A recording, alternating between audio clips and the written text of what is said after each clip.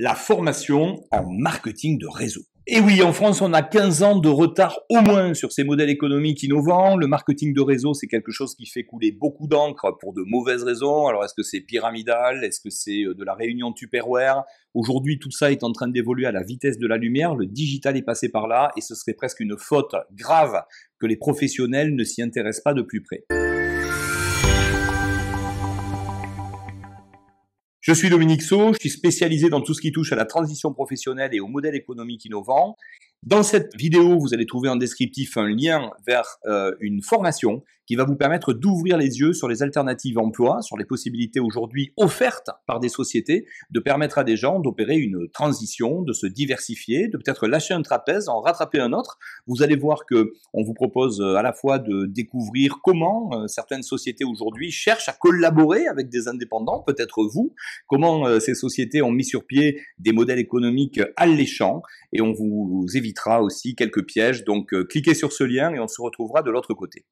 Mais pour le moment, on va se concentrer sur la formation dans le marketing de réseau. Et moi, je suis ravi que ces questions arrivent de plus en plus sur Internet parce que vous découvrirez qu'il y a toujours deux univers. Il y a les praticiens et il y a les formateurs. Première phrase clé en marketing de réseau, l'action forme, mais la formation n'agit pas.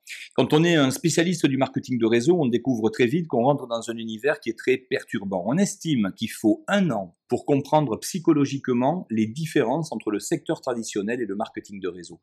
1 an pour comprendre le mécanisme de coopération, là où on a été briefé dans l'entreprise depuis des dizaines d'années sur la compétition. Et tout ça, ce sont vraiment les acteurs de terrain qui vont pouvoir vous le transmettre. Aujourd'hui, une statistique simple, seulement 2% des gens vont arriver à s'en sortir sans formation. Donc le vrai sujet, c'est auprès de quel type d'organisme se former.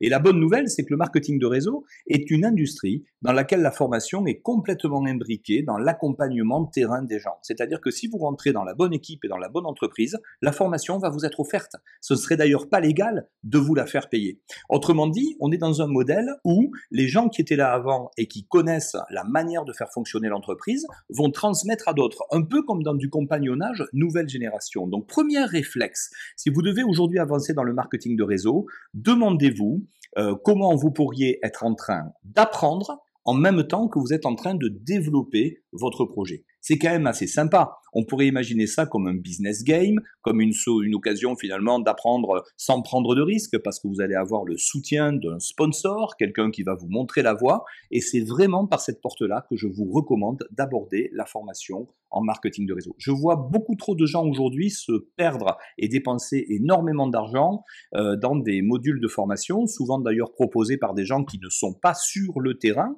Or, il n'y a rien de mieux aujourd'hui pour apprendre à conduire le véhicule que d'être finalement accompagné par quelqu'un qui lui-même conduit son véhicule à lui. Vous allez vous être donc inspiré par quelqu'un qui va vous montrer comment il gère telle ou telle situation. Et c'est ça la vraie philosophie du market de réseau. Alors, l'autre approche, c'est de se dire qu'aujourd'hui, on ne se forme plus au marketing de réseau à travers une entreprise. On va se former au marketing de réseau à travers un groupe de personnes qui décident de travailler ensemble. Il y a des méthodologies, et je vous invite d'ailleurs à découvrir notamment Eric Worre, qui fait référence aujourd'hui à l'international avec sa méthode GoPro. La problématique de la méthode GoPro, c'est qu'elle est tellement universelle qu'il va falloir l'aborder d'un point de vue global, mais la réapproprier du point de vue local. En France, par exemple, on s'est rendu compte que il y a toujours un petit décalage entre les cultures anglo-saxonnes et les cultures latines. Pourtant, les anglo-saxons ont ce pragmatisme qui nous manque parfois. Donc, si vous devez vous inspirer des techniques de formation les plus abouties aujourd'hui, allez récupérer ce bouquin que je vous recommande, qui s'appelle GoPro, et qui par certains aspects, nous dit tout. GoPro, ça veut dire fais-le comme un pro. Ça veut dire en fait que vous rentrez ici en marketing de réseau dans un univers où très peu de gens en fait vont développer des méthodes de professionnels. Pourtant, quand on y regarde de plus près, le marketing de réseau, c'est une industrie qui va faire appel aux métiers traditionnels de n'importe quel type d'entreprise. N'importe quel type d'entreprise a besoin de trouver des clients. N'importe quel type d'entreprise a besoin de se faire connaître. Et on sait aujourd'hui que le bouche à oreille, la recommandation, c'est la meilleure manière finalement de se faire découvrir par des gens qui ne vous connaissaient pas encore. Donc le marketing, la vente, mais également l'encadrement. dans le marketing de réseau, on a de plus en plus besoin de professionnels encadrants qui vont peut-être imaginer des stratégies d'implantation locale, digitale, internationale. Donc secteur par secteur, on a besoin d'avoir à la fois des gens qui connaissent un petit peu la route et qui savent développer des approches de pro, qui s'impliquent vraiment sur peut-être un temps partiel mais significatif, ou pourquoi pas un temps plein. Et c'est ces gens-là qui vont devenir les piliers du marketing de réseau francophone de demain.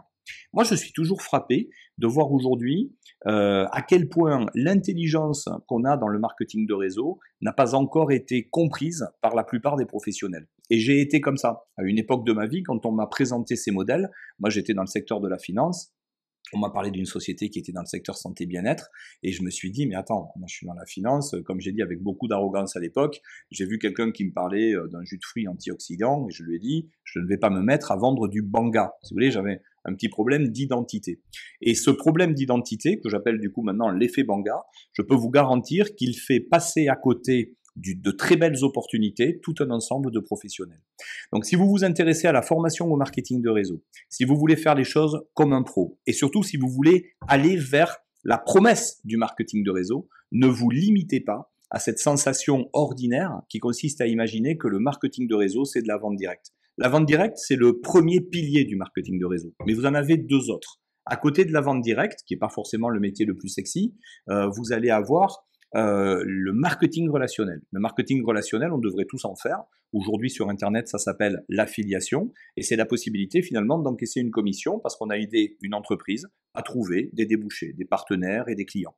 Et à côté du marketing relationnel et de la vente directe, vous avez encore un troisième métier qui est le marketing en multiniveau. La possibilité finalement d'imaginer, trouver des patrons en fait, des gens qui vont à un moment donné vouloir porter l'entreprise à un autre niveau parce que eux-mêmes souhaitent développer leur réseau.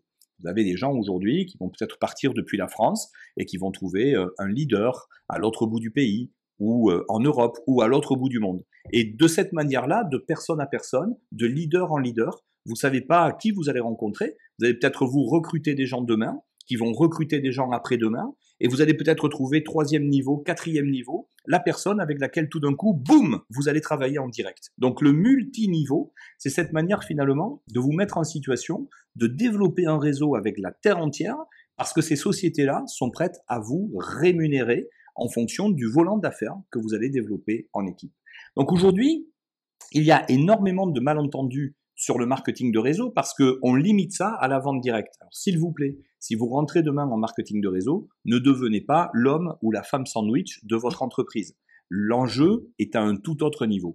L'enjeu consiste à développer votre personal branding, d'exister sur les réseaux sociaux en tant que personne qui a ouvert les yeux sur une nouvelle alternative et qui va pouvoir passer le relais à d'autres. Un peu comme si vous aviez une baguette magique qui consiste à identifier des personnes avec des talents et avec un partenariat de type marketing de réseau en main, ces personnes-là pourraient tirer leur épingle du jeu dans cette période de crise. Donc, comme vous le voyez, la formation dans le marketing de réseau, elle doit vous permettre de prendre de la hauteur. Le marketing de réseau ne se limite pas à la vente directe, il ne se limite pas non plus au marketing relationnel qui peut paraître un petit peu cheap parce que on fait de la reco rémunérée en quelque sorte, donc c'est bien, mais c'est de l'apport d'affaires ordinaire. Le marketing de réseau, ça peut être aussi du management, de la stratégie, du coaching, de la formation, du transfert de connaissances. Et là, il y a quelque chose de magique parce que ces structures-là, quand on choisit la bonne entreprise, elles vont vous donner des ouvertures à l'international et elles vont vous donner des moyens au niveau du digital que seuls des grands groupes seraient en mesure de vous apporter. Sinon, ça vous coûterait très cher de devoir les développer. Donc pour cela, ne vous fiez pas juste à l'entreprise que vous allez choisir, mais allez rechercher les équipes locales autour de chez vous ou en tout cas en francophonie qui développent cette entreprise avec du succès, ce qu'on appelle les tiers de confiance. Les gens sérieux en marketing de réseau vont vous proposer à côté de la maison mère une structure d'accompagnement à l'intérieur desquelles vous aurez de la formation gratuite, du marketing gratuit, des outils et surtout des encadrants, des gens qui vont vous coacher, qui vont vous accompagner sur le terrain parce qu'ils ont à cœur de vous faire réussir, parce que la seule manière pour eux de se rémunérer, c'est de vous permettre à vous de vous rémunérer.